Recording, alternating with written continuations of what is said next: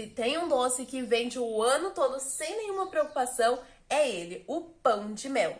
E que tal a gente transformar esse pão de mel em lembrancinhas? Isso mesmo, só que essas lembrancinhas foi para o Natal, para surpresa de alguns funcionários de uma encomenda que eu tive, né, para uma empresa.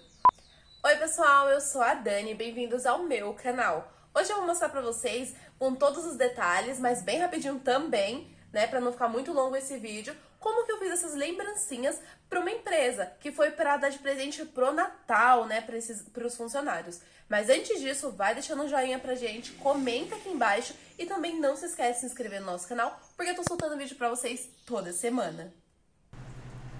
Então, separei os ingredientes, deixei o cacau, deixei o cravo e a canela junto, separei também o bicarbonato, o mel, o açúcar mascavo, o leite e também a farinha de trigo peneirada, tanto o cacau quanto a farinha de trigo. Vou peneirar os dois agora, tá bom? Pode colocar junto, não tem problema, porque a gente vai misturar eles juntos. Então, eu levo a peneira, vou passando bem bonitinho. Tem que peneirar, gente, para o pão de mel ficar bem macio, bem fofinho. Peneiro os dois juntos, como vocês estão vendo, e vou reservar, tá bom? Agora a gente vai fazer o segundo passo, que a gente vai adicionar com leite morno todos os outros ingredientes, menos o bicarbonato. Então, vamos colocar o açúcar mascavo nesse leitinho morno. As quantidades eu vou deixar na descrição aqui para ficar mais fácil. Vou mexendo, vou colocar o cravo e a canela, que já tá a quantidade junto. E também vou acrescentar o mel, que tá ali do ladinho. Vamos misturar tudo e automaticamente, por o leite estar morno, ele vai derreter esses outros ingredientes, né? O mel vai se misturar, o açúcar vai ficar derretidinho. Tudo vai ficar bem misturadinho ali, tudo líquido. E logo após, a gente vai misturar esse líquido com a nossa massa que tá ali do lado reservada. E só depois que a gente acrescenta o bicarbonato. O bicarbonato ele vai ser o último. Então, vou adicionar, tá vendo? O líquido junto à nossa massa e a gente vai mexer. Mexe, mexe, mexe. Até ali você vê que sumiu todos os grominhos de massa. Se você tiver um fouet, é melhor, porque você consegue misturar bem. No meu caso, eu tava sem o fouet, né? Meu fouet tinha quebrado. Então, eu tava indo com a espátula mesmo, certinho. Que dá certo também, né? Mas demora um pouco mais na hora que a gente vai mexendo. Depois que você mexeu bem e viu que não tem nenhum grominho de massa, aí a gente pode acrescentar o bicarbonato. Lembrando que as quantidades eu vou deixar aqui na descrição para ficar um pouco mais fácil. E agora é só voltar a mexer mais um pouquinho até misturar totalmente. Depois que fez isso, agora a gente vai passar a margarina nas nossas forminhas. A gente vai untar elas bem bonitinho com margarina ou manteiga, fica da preferência de vocês. Ou também tem desmoldante, né, que o pessoal aplica só o desmoldante, é bem simplesinho. Eu não vou colocar a farinha de trigo, é somente a margarina mesmo, passo somente no fundo e vou deixando elas ali de ladinho. É interessante você fazer a pesagem da massa, né, em todas as forminhas, porque assim você sabe a quantidade exata que cada massa vai render. Como eu tava fazendo uma produção bem grandona, era interessante, porém, como o meu prazo era curto ali, eu peguei uma encomenda de última hora, que era para uma empresa, né, os líderes pediram para mim fazer esses pães de mel para dar de presente de Natal para os funcionários, então era uma remessa muito, muito grande. Então eu optei por ir fazendo rapidinho, tudo ali no olhômetro mesmo, ficou bem bacana. Mas para você saber que vai render certinho ali a determinada quantidade, é interessante pesar a massa certinha. Massa pronta, forminhas untadas, agora a gente vai colocar a massa. Eu fui me baseando colocando mais ou menos 1,5 colher em cada potinho, né, em cada forminha de pão de mel. Essa forminha, se eu não me engano, ela é a número 2, mas depois eu confirmo e deixo aqui na descrição para vocês também.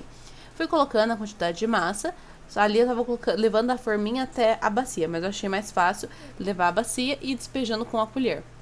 Às vezes, quando eu tô com um pouquinho de pressa também, eu coloco num saco de confeitar e vou fazendo a aplicação em cada forminha. Dá pra fazer dessa forma também.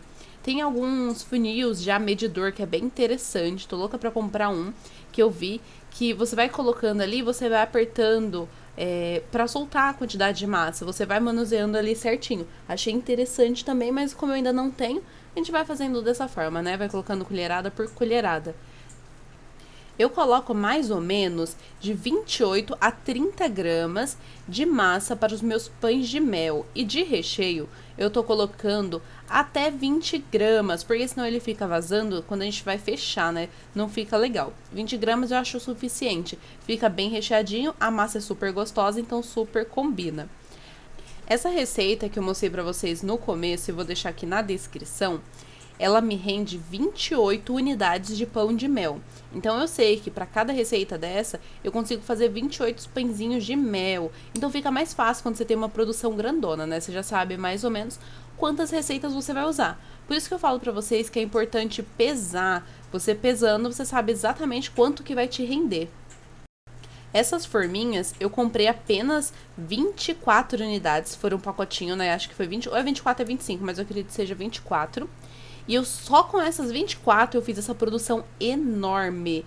Eu não me lembro mais ou menos quanto que foi, mas no finalzinho do vídeo eu mostro pra vocês. Foram muitos pães de mel mesmo, como era um pra cada funcionário e todos os líderes tinham fechado o pedido comigo, né? Eles se juntaram e fizeram um pedido só. Então era bastante gente, bastante pãezinhos de mel. E pra ficar bonitão também, eu pedi pra gráfica fazer umas etiquetas bem simples, bem delicadinha, com o nome do líder e com uma mensagem, né, bonitinha de Natal. Levei os pãezinhos de mel pra assar, olha que fofura, eles estão brilhoso, bem bonitão. Dá pra ver também, ó, pela parte de baixo, que ele tá bem macio, bem molhadinho, porque o legal do pão de mel é isso, ele fica uma massa fofinha e úmida, fica uma delícia, gente, fora o cheiro de cravo e canela que fica na casa inteira. Como eu falei pra vocês, eu usei as 24 forminhas pra fazer essa produção enorme. E essa foi a primeira fornada. Eu vou mostrando bem rapidinho, vocês vão ver que eu não termino de tirar da forma todos. Eu vou mostrando só o comecinho da remessa, ó. Essa foi a segunda, tá vendo? Vamos lá tirar os pãezinhos de mel novamente. E pra ajudar, eu peguei essas plaquinhas de isopor, que é aquelas que a gente coloca como se fosse uma cake board de isopor.